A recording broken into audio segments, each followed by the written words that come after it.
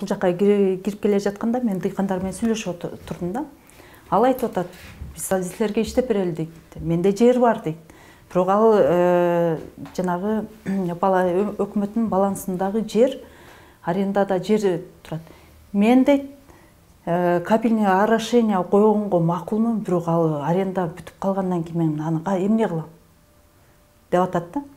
Эми кече Минсельхоз немеге барды, жогорку кеңешке барды. Ошол жерде Акылбек Жапаров, ошол биздин министр барды, ушул айыл чарба тармагы боюнча талкуу болду. Ошол жерде мен баардык суроолорду карап отурдум да, 70% ошол суроолордун баардыгы сууга келип такалды. Бүт баары ошол суу. Чындыгына келгенде дыйкандар мисалы налог жөнүндө сүйлөгөн эч ким жок. Чын-чынына келгенде. Кредит жөнүндө мындай көйгөй кылган эч ким деле жок да.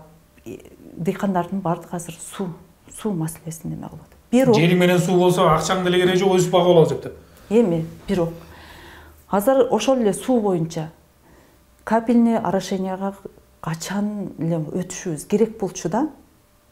Эми кабельное орошенияга өткөндө кече Минсельхоз неме бериптир, кабельное орошенияга кредит бердик деп атат.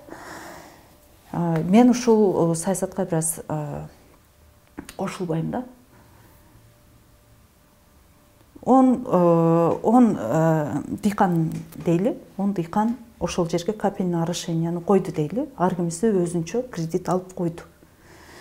Он жерге скважина курушту.